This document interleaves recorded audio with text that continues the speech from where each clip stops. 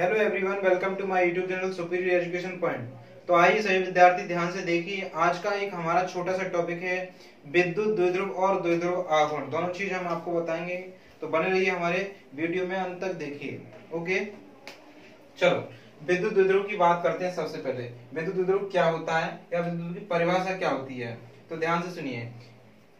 जब दो समान किंतु विपरीत आवेशों को बहुत कम दूरी पर रख दिया जाए, तब इस निकाय को विद्युत द्विध्रुव कहते हैं। ओके, आइए देखते हैं, लेके बताते हैं आपको।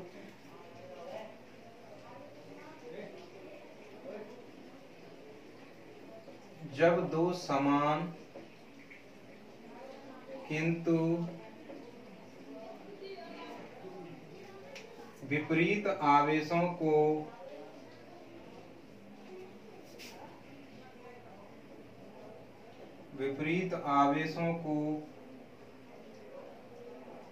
बहुत कम दूरी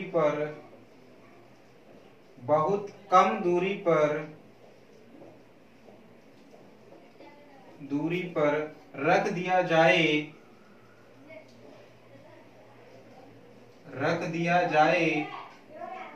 तब इस निकाय को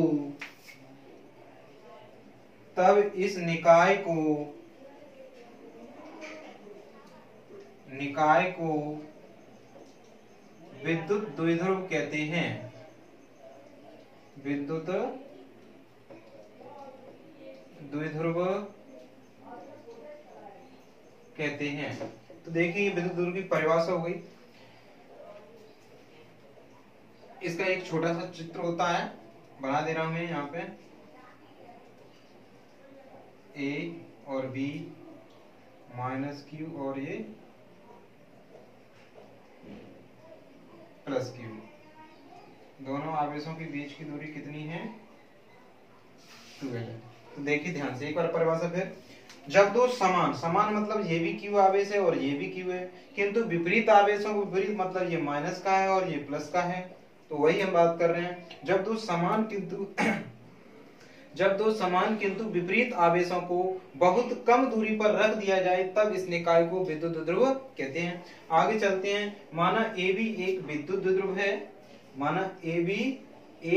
द्विध्रुव है जो माइनस Q और प्लस Q आवेशों से मिलकर बना है, जिनके बीच की दूरी 12 है। ये भी आपको लिखना है, तो मैं लिख दे रहा हूं यहाँ।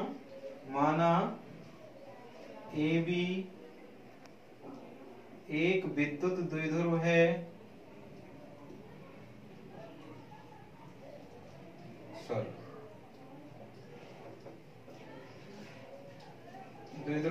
जो माइनस Q और प्लस Q आवेशों से मिलकर बना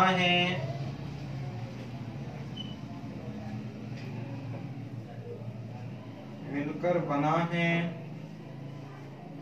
जिनके बीच की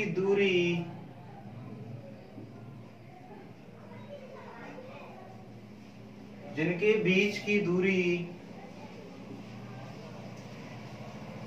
12 है। इसके बाद हम बात करेंगे द्विध्रुव आघूर्ण की। द्विध्रुव आघूर्ण बहुत ही अच्छा और मोस्ट टॉपिक है, तो बने रहिए ध्यान से, अंत तक देखते रहिए। इस चित्र को मैं एक बॉक्स में बंद कर रहा हूं, जिससे आपको ये अलग दिखाई देगा। ओके, चलो द्विध्रुव आघूर्ण की बात करते हैं। तो जैसे हमने अभी विद्युत द्विध्रुव पढ़ा, इस विद्युत द्विध्रुव के माध्यम से ही द्विध्रुव आघूर्ण को परिभाषित करेंगे। इसमें से एक आवेश लेंगे और दोनों आवेशों के बीच की दूरी लेंगे और दोनों को गुणा कर देंगे, तो बन जाएगा द्विध्रुव आघूर्ण। तो आइए देखते हैं परिभाषित किस प्रकार से करेंगे। विद्युत द्विध्रुव की किसी एक आवेश और दोनों आवेशों के बीच की दूरी के गुणनफल को द्विध्रुव आघूर्ण कहते हैं। इसे P से प्रदर्शित करते हैं, अर्थात इसका सूत्र बनेगा P बराबर Q इंटू 12। आइए देखिए,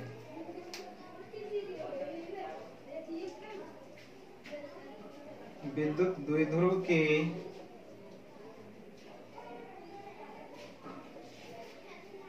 किसी एक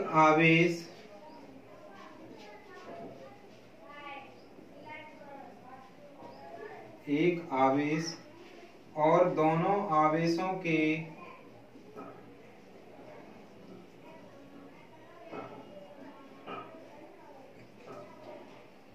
दोनों आवेशों के बीच की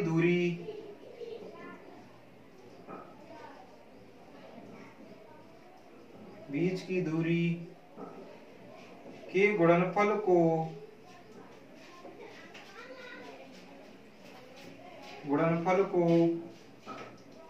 द्विध्रुव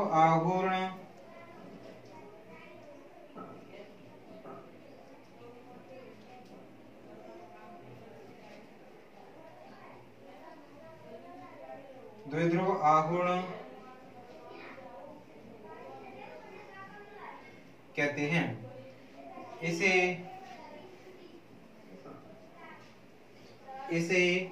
P से प्रदर्शित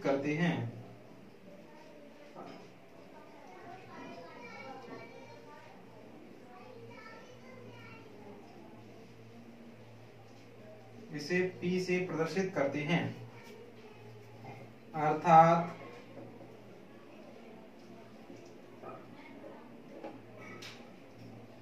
P बराबर Q इंटू 2L। एक बार देखिए परिभाषा एक बार फिर।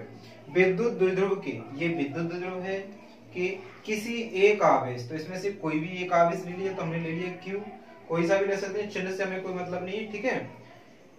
किसी एक आवेश और दोनों आवेशों के बीच की दूरी कितनी, 2L के गुणनफल को, तो दोनों का हमने गुणा कर दिया, को द्विध्रुव आघूर्ण कहते हैं। इसको ही क्या कहते हैं, द्विध्रुव आघूर्ण कहते हैं। और इसे P से प्रदर्शित करते हैं, तो P बराबर सूत्र बन गया Q इंटू 2L। ओके, यहाँ पे चिन्ह नहीं लेंगे क्योंकि चिन्ह की जरूरत नहीं होती। कोई भी आवेश लेते हैं, एक आवेश की क्वांटिटी लेते हैं, चिन्ह से धनात्मक ऋणात्मक से इसमें कोई मतलब नहीं होता, जरूरत नहीं पड़ती उसकी। आइए इसके बाद बात करते हैं। यह एक सदिश राशि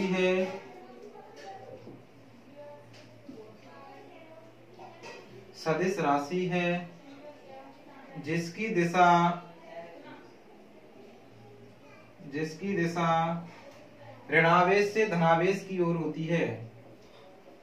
ऋणावेश मतलब माइनस Q आवेश से धनावेश मतलब प्लस Q आवेश।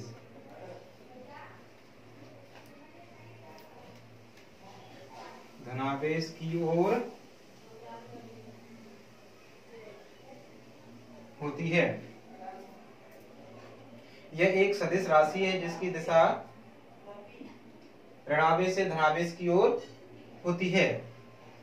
इसका SI मात्रक कूलाम इंटू मीटर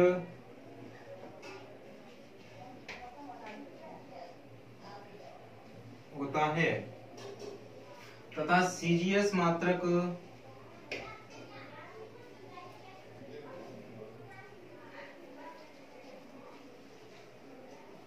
स्थित कूलाम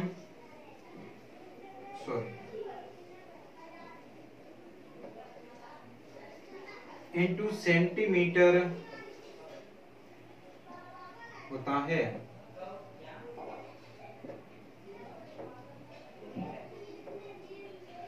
देखिए अब इसकी बात करते हैं मात्रा की। इसका SI मात्रक क्या है, कूलाम इंटू मीटर, और CGS मात्रक स्थित कूलाम इंटू सेंटीमीटर। ये तो ये बनेगा कहां से, जो सूत्र है हमारा P बराबर Q इंटू 2L, उसी में से ये मात्रक बनता है। P क्या है, द्विध्रुव आघूर्ण के मात्रक की हम बात कर रहे हैं। द्विध्रुव क्या होता है, Q इंटू 2L। तो Q क्या है यहाँ पे आवेश, और 2L क्या है बीच की दूरी या विद्युत द्विध्रुव की लंबाई। तो दूरी या लंबाई की इकाई जो SI पद्धति में होती है वो होती है मीटर, और आवेश की इकाई होती है कूलाम। तो यहाँ से जैसे हमारा सूत्र लिखा है P बराबर Q इंटू 2L। तो Q क्या है यहाँ पे आवेश, और आवेश की इकाई होती है SI पद्धति में कूलाम, और 2L क्या है दूरी या मीटर, दूरी जिसकी इकाई होती है मीटर। तो इसकी इकाई जो बन गई हमारी द्विध्रुव आघूर्ण की इकाई बन गई कूलाम इंटू मीटर। कौन सी पद्धति में, SI पद्धति में। CGS पद्धति की बात करें तो CGS पद्धति में आवेश की इकाई हो जाती है तुम्हारी स्थित कूलाम, और जो मीटर है इसकी जगह पे हो जाती है सेंटीमीटर। तो क्या बन जाएगी, स्थित कूलाम इंटू सेंटीमीटर सीजीएस प्रति में। तो आपने देखा इस प्रकार से इसकी इकाइयां बन जाती हैं। ये क्या है, आवेश, यहाँ पे दूरी, आवेश की इकाई कूलाम, इसकी metre, coulomb into metre, CGS प्रति में आवेश की स्थित कूलाम, इसकी सेंटीमीटर, तो बन जाएगी स्थित कूलाम इंटू सेंटीमीटर। इस प्रकार से हमारी दोनों चीज कंप्लीट हुई, विद्युत द्विध्रुव और द्विध्रुव आघूर्ण। ओके, एक आदर्श विद्युत ध्रुव होता है तो उसका आकार कितना होता है, शून्य होता है। वो भी मैं एक लाइन लिखा दे रहा हूं तो आप लिख लीजिए। आदर्श विद्युत, सॉरी जो भी पूरा लिख देते हैं, आदर्श विद्युत द्विध्रुव, द्विध्रुव का आकार शून्य होता है।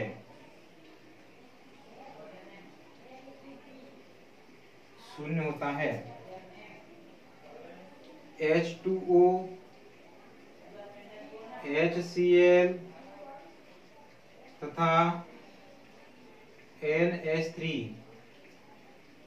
इसके उदाहरण हैं। ओके, तो सभी विद्यार्थी ध्यान से देखें, वीडियो को पुनः देख सकते हैं। कोई लाइन आपने नहीं सुन पाई तो बहुत अच्छा टॉपिक है। यदि आपको समझ में आया तो वीडियो को लाइक और शेयर करना न भूलें और चैनल को सब्सक्राइब जरूर करें। और कोई भी कमी आपके लिए रह गई तो कमेंट में पूछ सकते हैं, व्हाट्सएप नंबर के माध्यम से पूछ सकते हैं। व्हाट्सएप नंबर मैं लिख देता हूँ यहाँ पे, ये मेरा व्हाट्सएप नंबर है।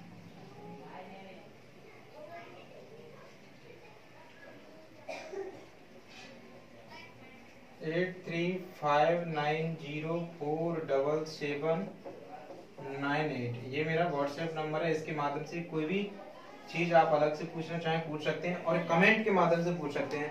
ओके, सभी विद्यार्थी बने रहिए, धन्यवाद।